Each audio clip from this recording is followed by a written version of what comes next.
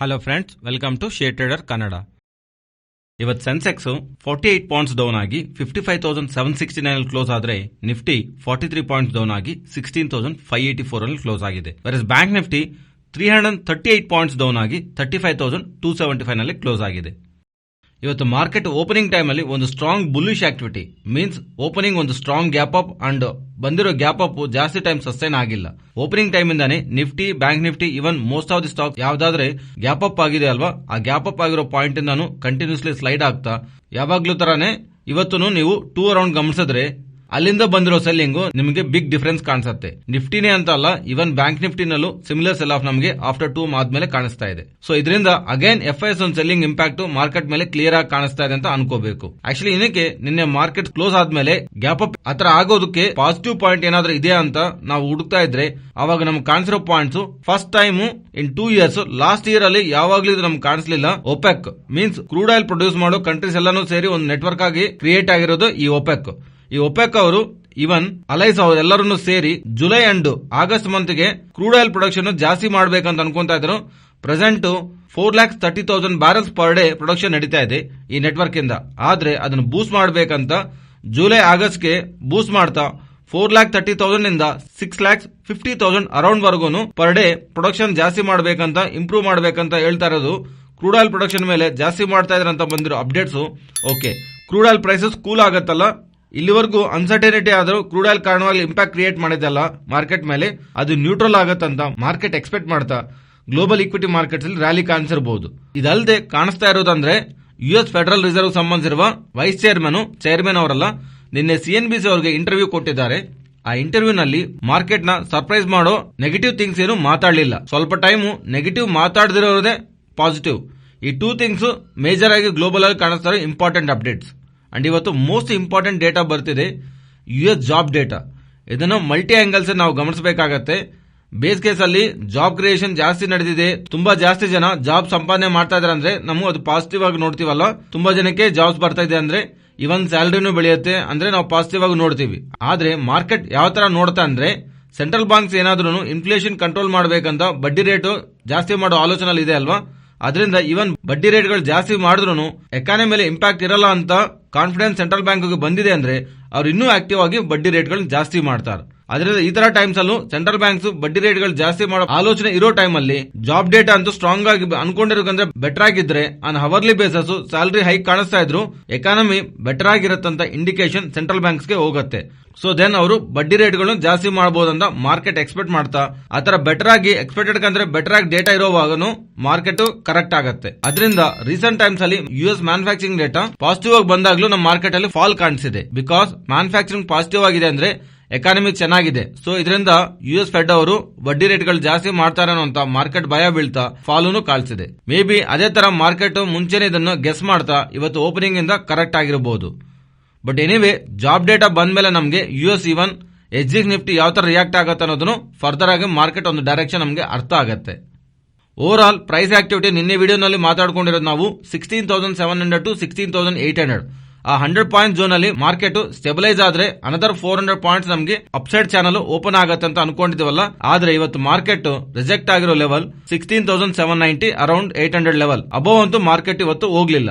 In fact ಈ zone ಎಲ್ಲಾನು gap up ಅಲ್ಲಿ ಫಿಲ್ ಮಾಡ್ಬಿಟ್ಟಿದೆ. ಗ್ಯಾಪ್ ಅಪ್ ಇಂದ ಸ್ವಲ್ಪ ಬೆಳೆದಿದೆ ಮಾರ್ಕೆಟ್, ಅಲ್ಲಿಂದಾನು ಸ್ಲೈಡ್ ಆಗ್ತಾ ಆ ಲೆವೆಲ್ಸ್ ಇಂದ ಸಸ್ಟೈನ್ ಆಗ್ದಿರಾ 16,580 ವರೆಗೂ ಕ್ಲೋಸ್ ಆಗ್ತಾ ಇರೋದು. ಇವತ್ತು ಆ ಝೋನ್ ಹತ್ರ ಬೇರಿಶ್ ಆಕ್ಟಿವಿಟಿ ಇದೆ ಅಂತ ನಮಗೆ ಇಂಡಿಕೇಶನ್ಸ್ ಅಂತೂ ಬರ್ತಿದೆ.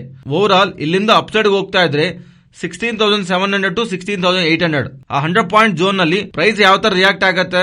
ಲೈಕ್ ಒಂದು ಸ್ಟ್ರಾಂಗ್ ಕ್ಯಾಂಡಲ್ಸ್ 100 ಪಾಯಿಂಟ್ಸ್ ಅಲ್ಲಿ ಅಬೋವ್ ಸಸ್ಟೈನ್ ಆಗ್ತಾ ಇದ್ರೇನೆ ಪೊಸಿಷನ್ ಅಲ್ಲಿ ನಾವು ಫರ್ದರ್ ಆಗಿ ಬುಲಿಶ್ ನ 17,000 to 17,200 ನ ಗಮನಿಸಬಹುದು. ಇಲ್ಲ ಅಂದ್ರೆ ಇಲ್ಲಿಂದ ಡೌನ್ ಸೈಡ್ ಗೆ ಬರ್ತಿದ್ರೆ ಆನ್ ಪೊಸಿಷನಲ್ ಬೇಸಸ್ 16,450 ನಾವು ಇಂಪಾರ್ಟೆಂಟ್ ಸಪೋರ್ಟ್ ಆಗಿ ಗಮನಿಸಬಹುದು. ಅಂಡ್ ರೀಸೆಂಟ್ ಟೈಮ್ಸ್ ಅಲ್ಲಿ ನಾವು ಮಾತಾಡ್ಕೊಂತ ಬರ್ತಾ ಇದೀವಲ್ಲ, ಅಪ್ಕಮಿಂಗ್ ಇವೆಂಟ್ಸ್ ನೆಕ್ಸ್ಟ್ ವೀಕ್ ಅಲ್ಲಿ ಇಂಪಾರ್ಟೆಂಟ್ ಅಪ್ಡೇಟ್ ಬರ್ತಿದೆ ನಮಗೆ RBI ಅವರಿಂದಾನು. Monetary policy committee meeting June 8 ನಮಗೆ ನಡೀತಾ ಇದೆ. ಅಂಡ್ ಈ ಅಪ್ಡೇಟ್ ಸ್ಟಾರ್ಟಿಂಗ್ ನಲ್ಲಿ ಮಾತಾಡ್ಕೊಂಡಿರೋ ತರ ಇವತ್ತು ಎಂಡ್ ಅಲ್ಲಿ ಬರ್ತಿರುವಂತ US ಜಾಬ್ ಡೇಟಾ ನಮಗೆ ಮಾರ್ಕೆಟ್ ನ ಇನ್ಫ್ಲೂಯೆನ್ಸ್ ಮಾಡುತ್ತೆ. ಫ್ರೆಂಡ್ಸ್, ಈ ವಿಡಿಯೋ ನಾವು ಇಡ್ತಿರೋ ಎಫರ್ಟ್ಸ್ ನಿಮಗೆ ವ್ಯಾಲ್ಯೂಬಲ್ ಆಗಿದ್ರೆ ತಪ್ಪದೆ ನಮ್ಮ ವಿಡಿಯೋನ ಲೈಕ್ ಮಾಡೋದಕ್ಕೆ ಪ್ರಯತ್ನ ಮಾಡಿ. ನೀವು ಗಮನಿಸಿದ್ರೆ most of the cement stocks ಎಲ್ಲಾನು ಇವತ್ತು ಇಂಟ್ರಾಡೇ ಸೆಷನ್ ಅಲ್ಲಿ ಒಂದು big fall near to 5 to 9% ಹತ್ರ ಮೋಸ್ಟ್ ಆಫ್ ದ ಸ್ಟಾಕ್ಸ್ ಎಲ್ಲಾನು ಫಾಲ್ ಆಗಂತೂ ಕಾಣಿಸಿದೆ. ಇದಕ್ಕೆ ಮೇಜರ್ ರೀಸನ್ ಅಲ್ಟ್ರಾಟೆಕ್ ಅವರು ಇಂಡಿಯಾನಲ್ಲಿ ಲಾರ್ಜೆಸ್ಟ್ ಸಿಮೆಂಟ್ ಪ್ಲೇಯರ್ಸ್. ಪ್ರೆಸೆಂಟ್ ಇವರು ರೀಸೆಂಟ್ ಟೈಮ್ಸ್ ಅಲ್ಲೂ ಅದಾನಿ ಅವರು ಎಸಿಸಿ ಹಾಗೇನೆ ಅಂಬುಜಾ ಸಿಮೆಂಟ್ ಪ್ಲೇಯರ್ ನ ಅಕ್ವೈರ್ ಮಾಡಿದ್ಮೇಲೆ ಹೋಲ್ಸಿಂಗ್ ಅವರ ಹತ್ರ ಇಂದ ತಗೊಂಡ್ಮೇಲೆ ಅವರಿಗೆ ಸ್ಟ್ರಾಂಗ್ ಕಾಂಪಿಟೇಷನ್ ಕೊಡ್ತಾರಂತ ಸಿಮೆಂಟ್ ಇಂಡಸ್ಟ್ರಿನಲ್ಲಿ ಇತರ ಅಪ್ಡೇಟ್ಸ್ ನಮ್ಗೆ ಕೇಳಿಸ್ತಾ ಬಂತಲ್ವಾ. ಈ ಇಂಡಸ್ಟ್ರಿನಲ್ಲಿ ಎಂಟರ್ ಆಗ್ತಿರುವಂತ ಅದಾನಿ ಅವರು ಸ್ಟ್ರಾಂಗ್ ಕಾಂಪಿಟೇಷನ್ ಕೊಡ್ತಾರಂತ ಮಾರ್ಕೆಟ್ ಮುಂಚೆನೆ ಎಸ್ಟಿಮೇಟ್ ಮಾಡ್ತಾ ಇರೋದು. ಎಕ್ಸಿಸ್ಟಿಂಗ್ ಆಗಿರೋ most of the cement players ಎಲ್ಲರೂ ಅವರ ಕೆಪಾಸಿಟಿನ ಜಾಸ್ತಿ ಮಾಡೋದಕ್ಕೆ ರೆಡಿ ಆಗಿದ್ದಾರೆ. ಬರೋ ಕಾಂಪಿಟೇಷನ್ ತಡ್ಕೊಳ್ಳೋಕೋಸ್ಕರ ಅಂತ market most of the players ಎಲ್ಲರೂ ಕೆಪಾಸಿಟಿನ ಜಾಸ್ತಿ ಮಾಡ್ತಾರಂತ ಎಕ್ಸ್ಪೆಕ್ಟೇಷನ್ಸ್ ಆಲ್ರೆಡಿ ಇವೆ. In fact most of the players ಎಲ್ಲಾನು ಆ ಕೆಲಸ ಮಾಡ್ತಿದ್ದಾರೆ ಆಲ್ರೆಡಿ, ಆದ್ರೆ ಸ್ಲೋ ಆಗಿ ಮಾಡ್ತಿದ್ದಾರೆ. ಇವನ್ ಅಲ್ಟ್ರಾಟೆಕ್ ಅವರು ಪ್ರೆಸೆಂಟ್ ಇರೋ 120 ಮಿಲಿಯನ್ ಟನ್ಸ್ ಕೆಪಾಸಿಟಿ FY23 ಟೈಮ್ಗೆ 137 ಮಿಲಿಯನ್ ಟನ್ಸ್ ಗೆ ಕೆಪಾಸಿಟಿ ಜಾಸ್ತಿ ಮಾಡ್ಕೊಂತಾರಂತಾನು ಅಪ್ಡೇಟ್ಸ್ ಅಂತೂ ಇತ್ತು. ಆದ್ರೆ ಈಗ ಬರ್ತಿರೋ ಅಪ್ಡೇಟ್ಸ್ ಏನಂದ್ರೆ 120 ಮಿಲಿಯನ್ ಟನ್ಸ್ ಇಂದ 137 ಮಿಲಿಯನ್ ಟನ್ಸ್ ಜಾಸ್ತಿ ಮಾಡ್ತಾರಂತ ಹೇಳಿರೋ ಕೆಪಾಸಿಟಿನ ಈಗ ಇವರು 120 ಇಂದ 159 ಮಿಲಿಯನ್ ಟನ್ಸ್ ಗೆ ಜಾಸ್ತಿ ಮಾಡ್ತಾರಂತ FY25 ಟೈಮ್ಗೆ ಅಂತ ಜಾಸ್ತಿ ಮಾಡ್ತಾರಂತ ಬಂದಿರೋ ಅಪ್ಡೇಟ್ಸ್. ಸಿಮೆಂಟ್ ಇಂಡಸ್ಟ್ರಿನಲ್ಲಿ ಬಿಗ್ ಕೆಪಾಸಿಟಿ ಅಡಿಷನ್ ಅಲ್ಟ್ರಾಟೆಕ್ ಅವರು ಮಾಡ್ತಾರಂತ ಬಂದಿರೋ ಅಪ್ಡೇಟ್ ಸ್ಟಾಕ್ ಎಲ್ಲದರಲ್ಲೂ ನಮಗೆ fall ಕಾಣಿಸಿದೆ.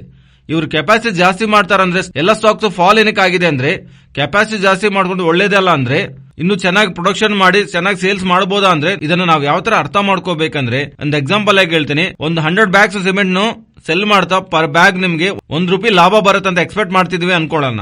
Example per bag ₹1 profit ಅಂದ್ರೆ 100 ಬ್ಯಾಗ್ಸ್ ಕಂಪನಿ ಸೆಲ್ ಮಾಡ್ತಿದೆ ಅಂದ್ರೆ ಈಗ ಪ್ರೊಡಕ್ಷನ್ ಜಾಸ್ತಿ ಮಾಡ್ಕೊಂಡು 200 ಬ್ಯಾಗ್ ಸೆಲ್ ಮಾಡ್ತೀವಿ, ಬಟ್ ಪರ್ ಬ್ಯಾಗ್ 50% ಎಕ್ಸ್ಪೆಕ್ಟ್ ಮಾಡ್ತಾ ಇದೀವಿ. So in first case and second case related ಆಗಿ ಡ್ಯಾಮೇಜ್ ಏನು ಇಲ್ಲ, ಪರ್ಟಿಕ್ಯುಲರ್ ಈ ಕಂಪನಿಗೆ ನಡೆಯೋ ಡ್ಯಾಮೇಜ್ ಏನು ಇಲ್ಲ. ಆದ್ರೆ ಬೇರೆ players particularly small players related ಆಗಿ ಇದೊಂದು ಬಿಗ್ ಇಂಪ್ಯಾಕ್ಟ್ ಅಂತ ತೋರಿಸುತ್ತೆ. ಬಿಕಾಸ್ ಇವರು ಯಾವ ಪ್ರೈಸ್ ರಿಲೇಟೆಡ್ ಆಗಾದ್ರೆ ಕಾಂಪಿಟೇಷನ್ ಆರ್ ಪ್ರೈಸಿಂಗ್ ವಾರ್ ನಡೆಯುತ್ತಲ್ಲ, ಇದರಲ್ಲಿ ಬಿಗ್ ಪ್ಲೇಯರ್ಸ್ ಗೆ ಹೈ ಕೆಪಾಸಿಟಿ ಇರಿಂದ ಸಸ್ಟೈನ್ ಆಗ್ತಾರೆ. ಸ್ಮಾಲ್ ಪ್ಲೇಯರ್ಸ್ ಮಾತ್ರ ಆತರ ಅಲ್ಲ, ಪ್ರೈಸ್ ಅಷ್ಟೊಂದು ಈಸಿಯಾಗಿ ಕಮ್ಮಿ ಮಾಡ್ಕೊಳಕ್ ಆಗಲ್ಲ ಅವರಿಗೆ, ಬಿಕಾಸ್ ಅವ್ರ ಪ್ರೊಡಕ್ಷನ್ ಲೋ ಸ್ಕೇಲ್ ನಲ್ಲಿ ಇರುತ್ತಲ್ಲ. ಅದರಿಂದ ಸ್ಮಾಲ್ ಪ್ಲೇಯರ್ಸ್ ಇಂಪ್ಯಾಕ್ಟ್ ಆಗ್ತಾರಂತ ಇವ್ರ ಈ ತರ ಕೆಪಾಸಿಟಿ ಜಾಸ್ತಿ ಮಾಡಿದ್ರೆ ಬೇರೆ ಪ್ಲೇಯರ್ಸ್ ಸುಮ್ಮನೆ ಇರಲ್ಲ ತಾನೆ, ಅವರನ್ನು ಪ್ರೊಡಕ್ಷನ್ ಜಾಸ್ತಿ ಮಾಡ್ತಾರೆ. ಅದರಿಂದ ಓವರ್ ಆಲ್ ಇಂಡಸ್ಟ್ರಿನಲ್ಲಿ ಕೆಪಾಸಿಟೀಸ್ ಬೆಳೆಯತ್ತಲ್ಲ, ಪ್ರೈಸಿಂಗ್ ಎರೋಷನ್ ನಡೆಯುತ್ತೆ, ಮಾರ್ಜಿನ್ಸ್ ಇಂಪ್ಯಾಕ್ಟ್ ಆಗತ್ತಂತ ಮಾರ್ಕೆಟ್ ಎಸ್ಟಿಮೇಟ್ ಮಾಡ್ತಾ ಸ್ಟಾಕ್ ಇವತ್ತು ಬಿಗ್ ವೇ ನಲ್ಲಿ ನೆಗೆಟಿವ್ ಇಂಪ್ಯಾಕ್ಟ್ ಮಾಡಿದೆ. ನೆಕ್ಸ್ಟ್ ದೀಪಕ್ ನೈಟ್ರೇಟ್ ಬಗ್ಗೆ ಮಾತಾಡ್ಕೋಬೇಕು. ನಿನ್ನೆ ಈವ್ನಿಂಗ್ ದೀಪಕ್ ನೈಟ್ರೇಟ್ ಒಂದು ವಡೋದರಾ ಪ್ಲಾಂಟ್ ಗುಜರಾತ್ ಪ್ಲಾಂಟ್ ನಲ್ಲಿ ಬ್ಲಾಸ್ಟ್ ನಡೆದಿದೆ ಅಂತ, ಪರ್ಟಿಕ್ಯುಲರ್ಲಿ ಮ್ಯಾನುಫ್ಯಾಕ್ಚರಿಂಗ್ ಪ್ಲಾಂಟ್ ನಲ್ಲಿ ನಡೆದಿರೋ ಬ್ಲಾಸ್ಟ್ ರಿಲೇಟೆಡ್ ಆಗಿ ಮಲ್ಟಿಪಲ್ ವಿಡಿಯೋಸ್ ನಮಗೆ ಸೋಷಿಯಲ್ ಮೀಡಿಯಾ ಪ್ಲಾಟ್ಫಾರ್ಮ್ಸ್ ಅಲ್ಲಿ ಸರ್ಕ್ಯುಲೇಟ್ ಆಗಿವೆ.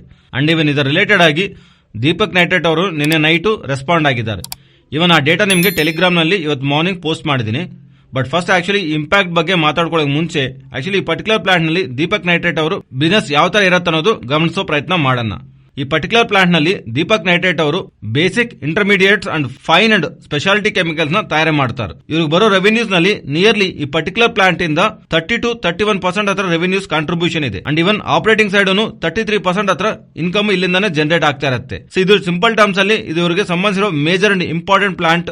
More than 30% of revenue and operating side income ತಗೋ ಬರೋ ಪ್ಲಾಂಟ್. ಅಂಡ್ ನಿನ್ನೆ ನಡೆದಿರೋ ಇನ್ಸಿಡೆಂಟ್ ಬಗ್ಗೆ ಮಾತಾಡ್ಕೊಳ್ಳೋಣ. ಇನ್ಸಿಡೆಂಟ್ ಫೈನಾನ್ಷಿಯಲಿ ಯಾವ ತರ ಇಂಪ್ಯಾಕ್ಟ್ ಮಾಡಿದೆ ಅನ್ನೋದು ಸೈಡ್ ಗಿಟ್ರೆ, ಕ್ಯಾಶುಯಾಲಿಟೀಸ್ ಇಲ್ಲ ಅಂತ ಬರ್ತಿರೋ ಅಪ್ಡೇಟ್ಸ್ ಪಾಸಿಟಿವ್ ಆಗಿ ತಗೋಬೇಕು.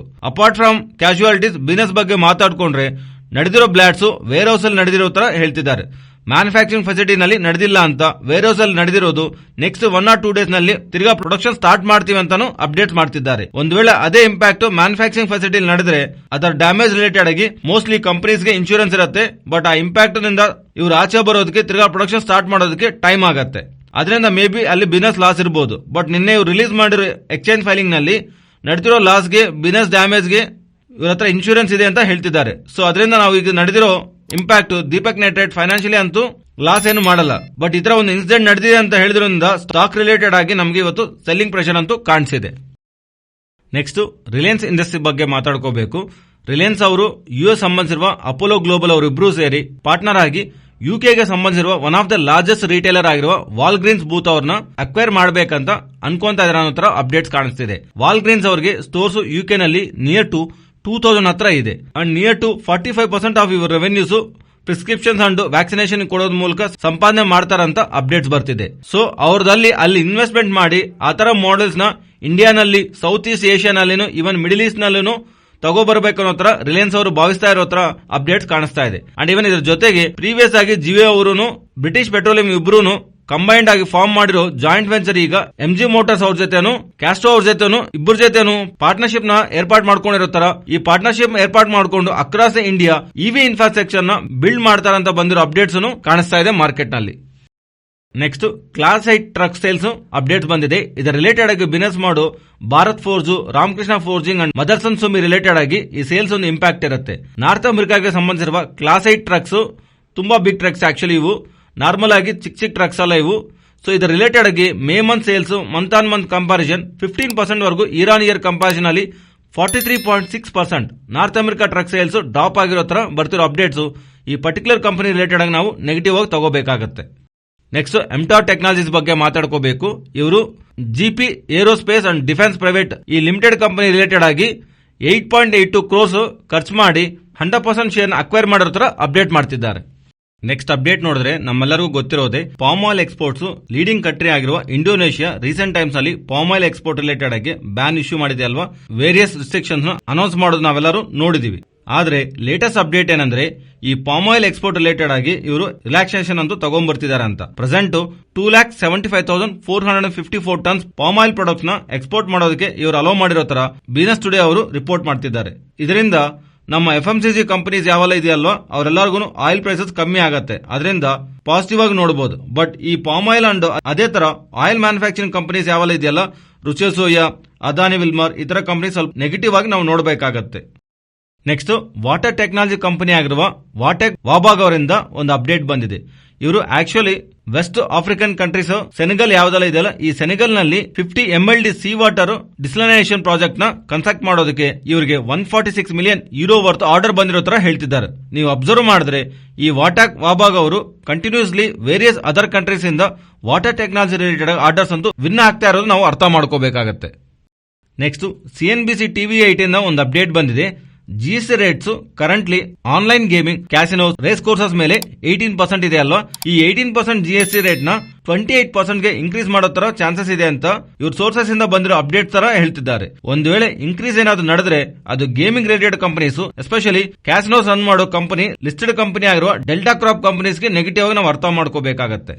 ನೆಕ್ಸ್ಟ್ ಅಕ್ರೈಲ್ ಅಮೈಡ್ ಅಂಡ್ ಪೋಲಿ ಅಕ್ರೈಲ್ amide and textile chemical manufacture ಮಾಡೋ ಬ್ಲಾಕ್ ರೋಸ್ ಇಂದ ಒಂದು ಅಪ್ಡೇಟ್ ಬಂದಿದೆ. ಇವರಿಗೆ ಗುಜರಾತ್ ನಲ್ಲಿ ಜಗಾಡಿಯಾನಲ್ಲಿರೋ ಪ್ಲಾಂಟ್ ಯಾವ್ದೆಲ್ಲ ಇದೆಯಲ್ಲ ಈ ಪ್ಲಾಂಟ್ ನಲ್ಲಿ ಅಕ್ರೈಲ್ ಅಮೈಡ್ ಸಾಲಿಡ್ಸ್ ನ ಪ್ರೊಡಕ್ಷನ್ ಅಂತೂ June 2 ಇಂದ ಸ್ಟಾರ್ಟ್ ಮಾಡಿರೋ ತರ ಹೇಳ್ತಿದ್ದಾರೆ. ಸೊ ಇವರು ಈ ಪ್ಲಾಂಟ್ ಅಲ್ಲಿ ಅಕ್ರೈಲ್ ಅಮೈಡ್ ಸಾಲಿಡ್ ಒಂದು ಕಮರ್ಷಿಯಲ್ ಪ್ರೊಡಕ್ಷನ್ ಸ್ಟಾರ್ಟ್ ಮಾಡೋ ಮೂಲಕ ನೆಕ್ಸ್ಟ್ ಕ್ವಾರ್ಟರ್ ನಿಂದ ಇವರು ನಂಬರ್ಸ್ ನ ಪಾಸಿಟಿವ್ ಆಗಿ ಇಂಪ್ಯಾಕ್ಟ್ ಮಾಡುತ್ತೆ ಅಂತ ನಾವು ನೋಡಬಹುದು. ಆಲ್ರೆಡಿ ಬ್ಲಾಕ್ ರೋಸ್ ಒಂದು ನಂಬರ್ಸ್ ತುಂಬಾ ಒಳ್ಳೆ ಗ್ರೋತ್ ನಮಗೆ ಕಾಣಿಸ್ತಾ ಇದೆ. ನೀವೇನಾದ್ರೂ ಟ್ರ್ಯಾಕ್ ಮಾಡ್ತಾ ಇಲ್ಲ ಅಂದ್ರೆ ಒಂದ್ಸಲ ಟ್ರ್ಯಾಕ್ ಮಾಡೋದಕ್ಕೆ ಪ್ರಯತ್ನ ಮಾಡಿ. ತುಂಬಾ ಇಂಟ್ರೆಸ್ಟಿಂಗ್ ಆಗಿರೋ ಕಂಪನಿ ಇದು. ನೆಕ್ಸ್ಟ್ ರೀಸೆಂಟ್ ಆಗಿ IPO ಬಂದಿರೋ ಸ್ಪೆಷಾಲಿಟಿ ಕೆಮಿಕಲ್ ಕಂಪನಿ ಆಗಿರುವ ಈಥರ್ ಇಂಡಸ್ಟ್ರೀಸ್ ಇವತ್ತು ಮಾರ್ಕೆಟ್ ಅಲ್ಲಿ ಲಿಸ್ಟ್ ಆಗಿದೆ. ಈಥರ್ ಇಂಡಸ್ಟ್ರೀಸ್ IPO ನಲ್ಲಿ ಕೋಟ್ ಮಾಡಿರೋ ಪ್ರೈಸ್ 642 ರೂಪೀಸ್ ಆದ್ರೆ 10% ಪಾಸಿಟಿವ್ ಜೊತೆ 706 ರೂಪೀಸ್ ಗೆ ಲಿಸ್ಟ್ ಆಗಿದೆ. ಇಲ್ಲಿಂದ ಫರ್ದರ್ ಆಗಿ ಇನ್ನೂ ಜಾಸ್ತಿ ಆಗ್ತಾ 776 ರೂಪೀಸ್ ಹತ್ರ ಸರ್ಕ್ಯೂಟ್ ನಲ್ಲಿ ಲಾಕ್ ಆಗೋಗಿದೆ. ಓವರ್ ಆಲ್ ಆಗಿ IPO ಹೋಲ್ಡರ್ಸ್ ಗೆ ಡೇ 1 ನಲ್ಲಿ ಸ್ಟಾಕ್ 21% ರಿಟರ್ನ್ ಅಂತೂ ಡೆಲಿವರಿ ಮಾಡಿದ್ದೆ. ಇದು ಫ್ರೆಂಡ್ಸ್ ಇವತ್ತಿನ ಅಪ್ಡೇಟ್ಸ್. ನಮ್ಮ ಅಪ್ಡೇಟ್ಸ್ ನಿಮ್ಗೆ ಇಷ್ಟ ಆಗಿದ್ರೆ ನಮ್ಮ ಪೇಜ್ ನ ಲೈಕ್ ಮಾಡಿ ಅಂಡ್ ಶೇರ್ ಮಾಡಿ. Thank you.